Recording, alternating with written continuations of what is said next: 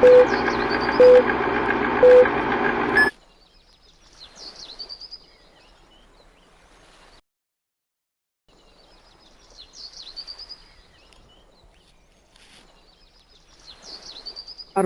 في الإسلام.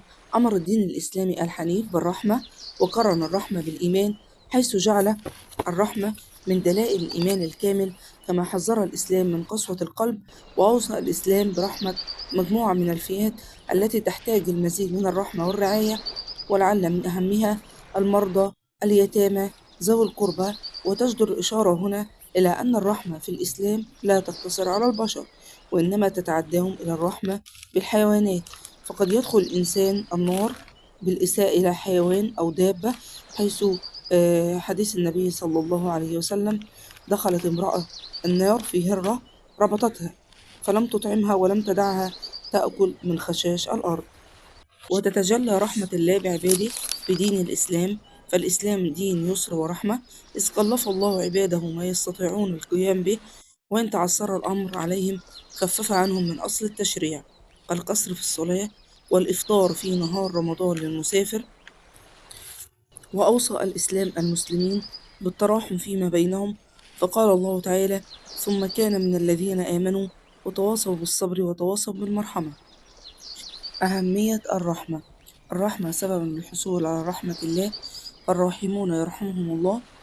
التحلي بأخلاق الأنبياء والمرسلين، فهم أعظم نموذج يجسد خلق الرحمة.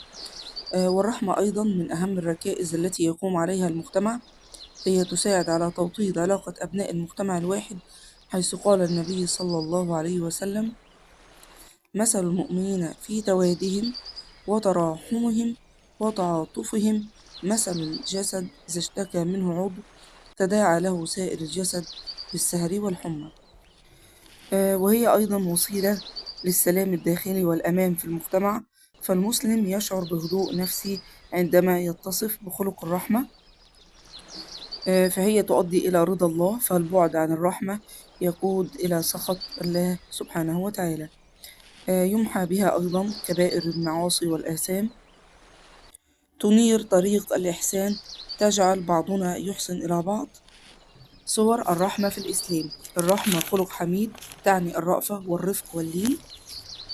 فمن صور الرحمة أولا بر الوالدين، فهي تعتبر من أعمق وأوسع صور الرحمة، حيث قال الله سبحانه وتعالى: واخفض لهما جناح الذل من الرحمة وقل رب ارحمهما كما ربياني صغيرا. ومن صور الرحمة أيضا الرحمة بين الزوجين، حيث قال الله سبحانه وتعالى: ومن آياته أن خلق لكم من أنفسكم أزواجا لتسكنوا إليها وجعل بينكم مودة ورحمة. ومن صور الرحمة أيضا رحمة الله بعباده، فهو الذي لا يكلف نفسا إلا وسعها. وأيضا رحمة الرسول صلى الله عليه وسلم بأمته وللناس أجمعين، حيث قال الله سبحانه وتعالى: وما أرسلناك إلا رحمة للعالمين، يعني لجميع البشر، الإنس والجن والمسلم والكافر. ومن مظاهر الرحمة أيضا أو صور الرحمة الرحمة بالأبناء، فالإسلام يحث على الرحمة بالأبناء أو الأطفال الصغار، وحسن معاملتهم والرفق بهم وعدم ضربهم بدون سبب، فقد وضع حدود لضرب الطفل. ومن مظاهر الرحمة أيضا الرحمة بالضعفاء والفقراء، حيث قال النبي صلى الله عليه وسلم: الساعي على الأرملة والمسكين كالمجاهد في سبيل الله أو القائم الليل الصائم النهار.